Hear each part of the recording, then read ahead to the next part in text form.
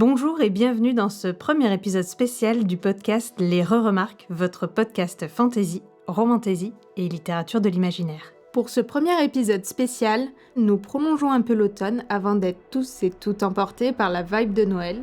Et aujourd'hui, on va parler de Dark Academia.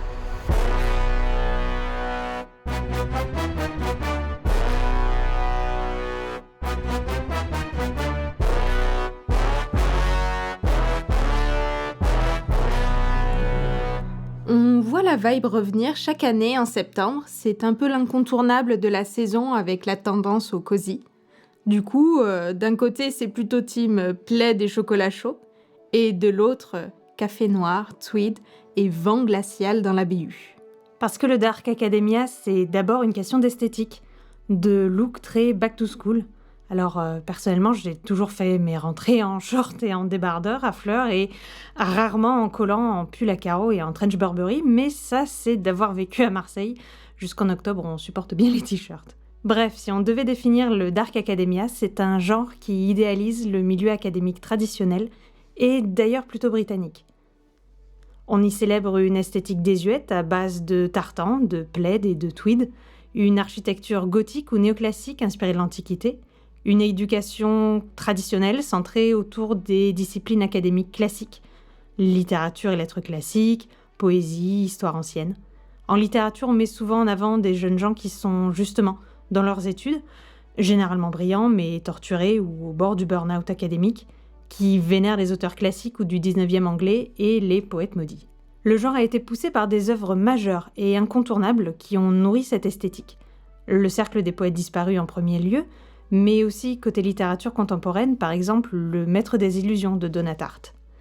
Si on regarde un petit peu en arrière, des romans comme Frankenstein de Mary Shelley ou Le Portrait de Dorian Gray pourraient faire figure de précurseurs du genre et sont d'ailleurs souvent cités. La Dark Academia marche souvent dans les pas de la littérature gothique. Tout ça, c'est bien, mais on ne parle pas de littérature de l'imaginaire dans ce podcast ? Eh bien, justement, c'est un genre dont les littératures de l'imaginaire se sont emparées, par le prisme du roman gothique où le fantastique a une place de choix. Et ces dernières années, au-delà du fantastique, l'urban fantasy et la fantasy s'en sont aussi emparés, et avec brio. Tous les romans se passant dans une école ne relèvent pas forcément du Dark Academia, et je pense que le genre n'est pas encore assez défini, et peut-être ne le sera-t-il jamais, pour constituer un sous-genre facilement identifiable. Mais nous en avons quand même sélectionné quelques-uns pour vous permettre d'appréhender un petit peu mieux le genre, ou vous donner quelques inspirations pour préparer votre pile à lire. Dans cet épisode spécial, nous reviendrons sur une de nos lectures communes, A Study in Drowning, ou Un passé englouti en VF d'Avarid, Vicious de V.E. Schwab, et Kellen, qui en a lu pas mal, nous parlera de Blood over Bright Haven et nous fera une petite sélection d'incontournables. A Study in Drowning, ou Un passé englouti en VF de Avarid, se déroule sur une île-continent menacée par la montée des eaux. On y suit Effie, étudiante en architecture qui tente, tant bien que mal, de s'intégrer dans une société profondément sexiste. Bercée par Angarad, un livre de Myrdine, elle se voit offrir l'opportunité de rénover le manoir dans lequel il a écrit Angarad. Au manoir, pour réaliser des plans architecturaux, elle rencontre Preston, un étudiant en littérature dont la thèse porte sur la paternité des œuvres de Myrdine. Effie cherche désespérément à échapper à une présence maléfique qui semble la poursuivre. Effie se bat contre les stéréotypes qui lui sont imposés, notamment à travers ses études. Elle cherche à se détacher des hommes qui font figure d'autorité et qui lui imposent leurs choix. On retrouve un parallèle avec notre société actuelle vis-à-vis de l'engagement des hommes pour la cause féministe. En effet, dans le récit, seul un homme va la croire et la soutenir face aux événements. Cela nous montre qu'une partie des hommes va activement discriminer les femmes, une majorité va rester silencieuse et seulement une minuscule minorité va s'opposer au système mis en place. Preston est pleinement conscient à la fin du récit qu'il n'y a que lui qui peut défendre le cas de Effie face aux universitaires. Preston est touchant par son souhait de protéger Effie, et non pas de la materner, la traiter comme une chose fragile ou idiote. Avec le roi des fées qui s'empare des hommes, le récit fait le parallèle avec la cupidité qui s'empare des hommes. Le roi des fées devient alors Lévis. Dans le livre, lorsque les hommes se regardent dans un miroir, ils peuvent faire disparaître le roi des fées en eux. C'est une manière de rappeler que l'on peut changer et s'améliorer si l'on est prêt à voir nos vices et à nous remettre en question.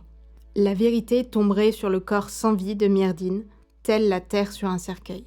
Le personnage d'Angarad représente toutes les femmes qui ont été privées de leurs droits et de leur voix, mais aussi de leur corps. Effie et Preston vont lutter contre cela et chercher à la réhabiliter. La frontière entre la réalité et le fantastique est floue, et le tout est sous couvert d'une maladie mentale inconnue qui touche Effie sous la forme d'hallucinations. Ces hallucinations sont les manifestations des traumatismes que les hommes lui ont laissés. A Study in Drowning a été un véritable coup de cœur pour moi. J'ai adoré lire les différents parallèles mis en place par l'autrice, notamment entre notre société et son récit. C'est un récit fortement engagé pour le féminisme, mais aussi pour le réchauffement climatique avec l'engloutissement qui représente la montée des eaux. J'ai vraiment trouvé très intéressant le côté folklore gallois, l'atmosphère très lourde et oppressante que j'attends justement dans un roman de Dark Academia. Évidemment, le propos féministe où les femmes sont vues comme inférieures, fragiles, inaptes pour tout, mais finalement parfaitement capables de retourner le cerveau des hommes, c'était vraiment un gros point fort avec ce focus sur le fait qu'on blâme toujours les femmes, qu'on les cantonne aussi dans des études littéraires et des sujets plus légers. On parle sans toujours clairement le nommer de stress post-traumatique et de ses conséquences, de santé mentale, et je trouve que ces sujets ont pleinement leur place dans des romans de fantasy, et encore plus particulièrement dans la Dark Academia.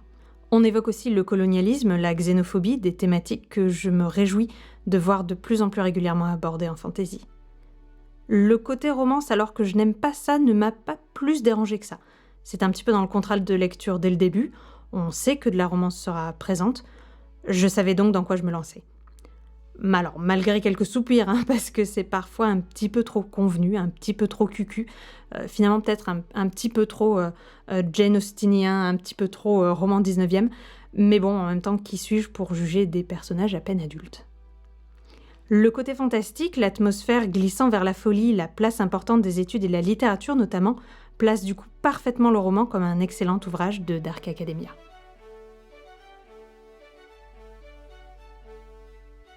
La difficulté de classer un roman dans la catégorie Dark Academia tourne beaucoup autour de la question « Est-ce qu'une toile de fond universitaire et un twist plutôt sombre suffit ?»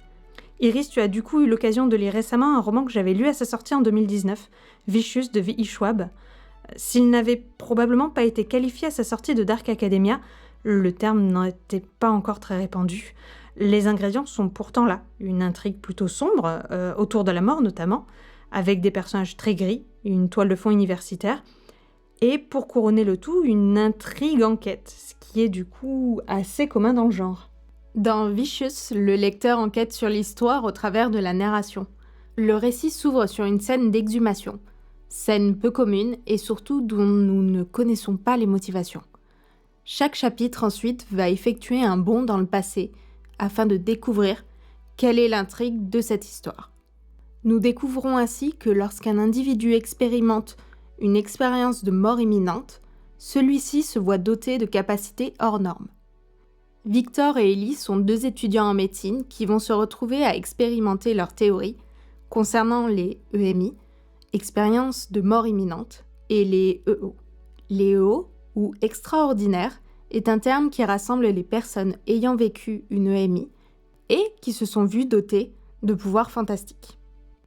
L'ex-détenu avait beau savoir engourdir à volonté tous les nerfs de son corps, il ne pouvait rien contre le pincement au cœur qu'il ressentait aussitôt qu'il pensait à Ellie. Cette citation introduit la relation complexe entre Ellie et Victor. On découvre au fil de notre lecture enquête ce qui les a menés à cet extrême.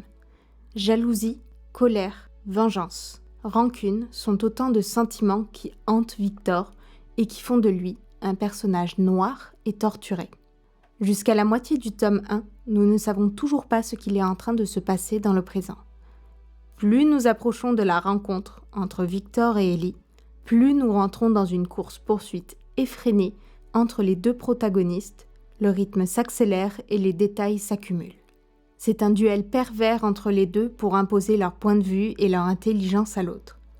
Victor cherche à se venger et à protéger ses semblables, alors que Ellie se sent investie d'une mission divine pour rétablir l'ordre originel.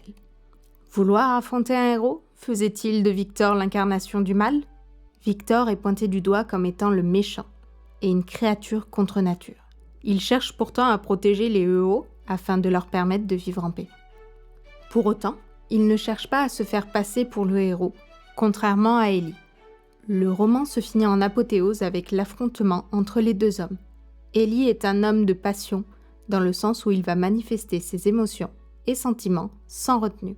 On peut dire de lui qu'il est un fanatique. Victor est calculateur et froid, attendant patiemment le moment propice pour agir. Il a toujours plusieurs coups d'avance, même lorsque les éléments extérieurs imprévisibles entrent en jeu. L'affrontement n'est pas seulement physique, il est avant tout idéologique. Ellie et lui étaient irrémédiablement liés dans un trio funeste du sang, de la mort et de la science. L'un est indissociable de l'autre, il n'existe pas l'un sans l'autre. Seule la mort d'un protagoniste peut mettre fin à ce cercle vicieux. J'ai adoré cette lecture pour cette narration si spécifique qui accentue le côté enquête, mais aussi pour les personnages pleins de nuances et de vices. Quoi de meilleur qu'un héros qui n'en est pas un, non ? Je suis complètement d'accord. Moi, je me rappelle avoir vraiment aimé ma lecture, les personnages très ambigus, les héros que l'on questionne et le côté justement où le concept même de héros est au final un point de vue et dépend de la lecture de chacun. Et justement, la question du bien et du mal, et plus particulièrement, est-ce que faire le mal en pensant faire le bien, est-ce que ce qui compte est l'intention ou le résultat, est une des questions centrales de ce qui pourrait bien être ma meilleure lecture de l'année, et en tout cas mon meilleur standalone, Blood of a Bright Haven de M.L. Wang. Alors je précise que j'ai lu le roman en VO, mais qu'il est actuellement en cours de traduction et devrait probablement arriver en VF courant 2025. On y suit donc Siona, une jeune femme talentueuse qui va réaliser son rêve de devenir la toute première femme au mage. Mais cela va aussi l'amener à découvrir des secrets sur l'essence même de la magie qui vont complètement renverser toutes ses croyances. Blood of a Bright Haven réussit avec brio à cocher absolument toutes les cases de ce que j'attends en fantasy. Un propos fort, engagé, qui parle de notre monde, un style impeccable et une trame qui se tient parfaitement et nous maintient en haleine avec un rythme qui fait tourner les pages sans jamais vouloir les lâcher. Des scènes d'action parfaitement gérées, des personnages gris qui ne sont jamais épargnés et vont faire face à des dilemmes moraux terribles.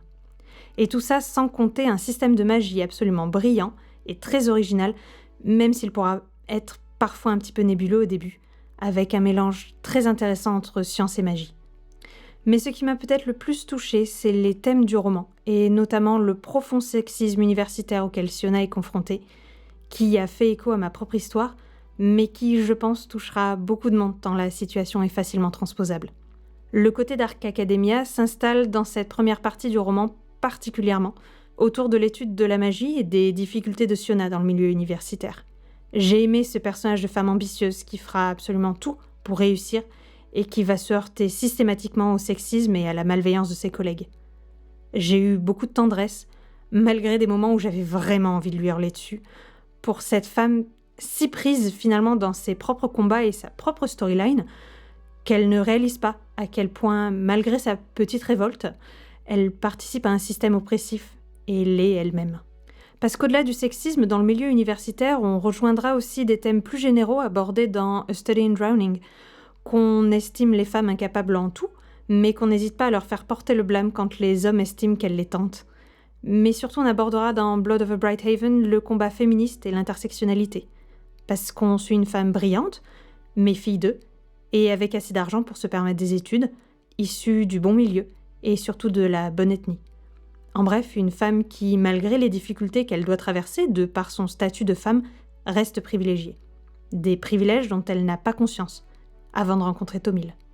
Car Brighthaven est une colonie installée dans une plaine gelée, sous un dôme magique.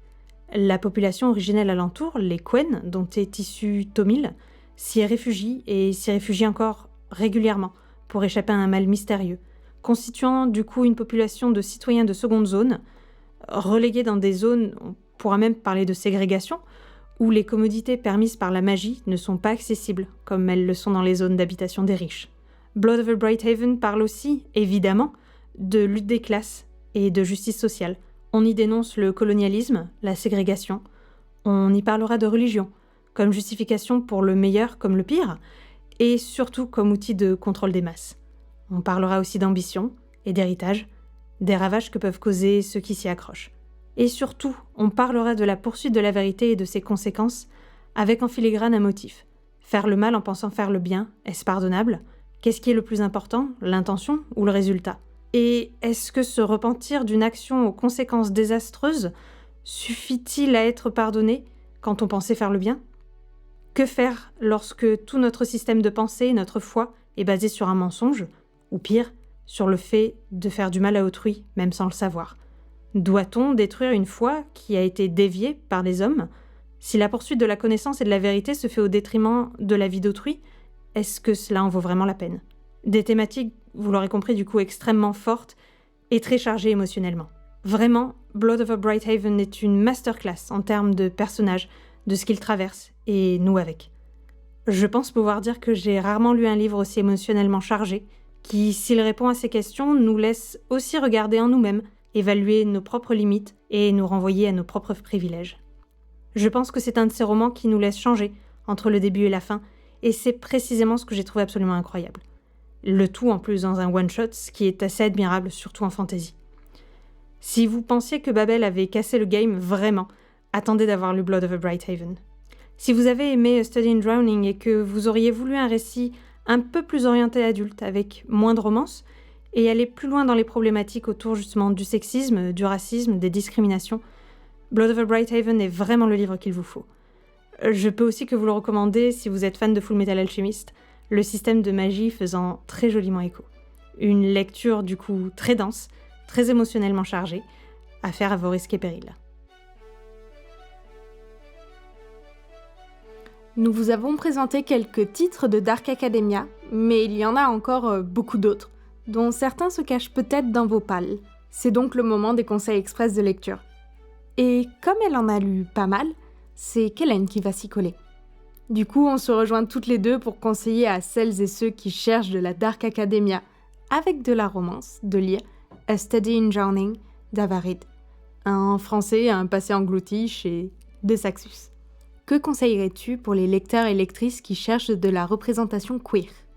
Alors, côté francophone et MM, sans aucune hésitation, Cathédrale, d'Hermine Lefebvre, aux éditions Léa, avec une très belle représentation Arrow-Ace en prime et des personnages secondaires eux aussi queer. On est dans une chasse au trésor dans un univers de fantasy très inspiré des grandes cours du 19e européen.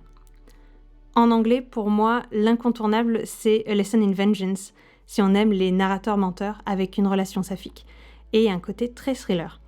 J'ai retrouvé l'ambiance lourde et pesante de la fin de mon master. Pour moi, c'est vraiment le gros point fort de ce roman, son ambiance, et c'est vraiment très réussi sur ce côté-là. Et si on veut faire un pas de côté et ne pas lire d'imaginaire, tout en restant de la Dark Academia ? Alors dans ce cas-là, vraiment If We Were Villains de M.L. Rio, dans la collection Phoebs, où on suit un groupe d'étudiants en théâtre immergés dans les œuvres de Shakespeare. Un groupe d'amis complètement dysfonctionnels qui semblent reproduire leur rôle sur les planches dans la vraie vie, avec un meurtre dont le coupable n'est possiblement pas celui qui en a été accusé. J'ai été complètement tenue en haleine jusqu'au bout, même s'il faudra passer au-dessus de quelques lourdeurs, notamment liées à tout ce côté shakespearien. Je n'ai pas encore lu, mais Le Maître des Illusions de Donatart est vraiment trop emblématique aussi pour ne pas l'évoquer. Et enfin, on l'a évoqué en filigrane, mais côté roman, avec propos engagés. Alors là, évidemment, impossible de louper dans cette sélection Babel de R.F. Kuang. C'est vraiment l'incontournable brique du genre, qui ne plaira pas forcément à tout le monde parce que le rythme et le style sont assez particuliers, mais comme dénonciation directe du colonialisme, on peut difficilement faire plus clair. Là où Blood of Brighthaven va s'attaquer à ce problème-là très frontalement, mais dans un monde de fantasy, Babel va pointer directement du doigt des véritables mécanismes et événements historiques indéniables dont les effets se font toujours ressentir et sans complaisance pour ceux qui les ont commis. Un roman dont le sous-titre me semble extrêmement important à rappeler, la nécessité de la violence, et qui annonce du coup la couleur. Et dont, si on ne ressort pas remonté contre le monde, il faudra peut-être se poser des questions. Ça fait déjà une belle liste. Est-ce que tu as d'autres recommandations, des lectures en demi-teinte, ou des romans que tu n'aurais pas aimés ? Alors, j'en attendais pas grand-chose, mais finalement j'avais plutôt bien aimé The Atlas Six d'Olivia Blake, qui n'est pas pour moi forcément au niveau des romans cités jusque-là, mais qui m'avait quand même fait passer un moment sympa. J'ai par contre eu énormément de mal avec le premier tome de la série de Naomi Novik, Scholomance, que j'ai abandonné avant même la moitié du roman. Ce qui pour moi est quand même pas très courant. Je n'ai vraiment accroché à rien dans le roman. La surenchère, tant dans le gore que dans le personnage principal, vraiment détestable, m'a très vite gonflée. Mais je sais que d'autres lecteurs et lectrices ont accroché et ont vraiment aimé. L'avantage, c'est que vous risquez d'accrocher direct ou de voir tout aussi vite que ce n'est pas fait pour vous. Et du côté des lectures que tu n'as pas faites, mais que tu as dans ta palle? Côté anglais, on m'a dit énormément de bien de S.T. Gibson. J'aimerais donc me lancer, notamment avec An Education in Malice. J'ai aussi reçu il y a quelques mois A Dark and Drowning Tide de Alison Saft, avec une romance entre deux personnages féminins et qui aborde des éléments de folklore juif. Du coup, ça fait quand même pas mal d'éléments qui cochent mes cases. Et puis, du coup, après avoir lu Le Familier de Leigh Bardugo, peut-être est-il enfin temps de lire La 9e maison, maintenant que la série est, je crois, complète. Voilà qui conclut notre premier épisode spécial Dark Academia. Merci de nous avoir écoutés et n'hésitez pas à échanger sur nos réseaux sociaux autour de cet épisode. Notre prochain épisode sera un épisode un petit peu particulier puisque nous y retrouverons notre premier invité pour notre toute première interview d'auteur avec Guillaume Chamanadjian. Ce sera l'occasion du coup de faire un épisode centré cette fois autour de son dernier roman, Une valse pour les grotesques. D'ici là, vous pouvez nous retrouver sur Instagram et TikTok, mais aussi sur notre site internet l'erreurremarque.fr. Le podcast est aussi accessible depuis notre site, Deezer et Spotify. À très bientôt.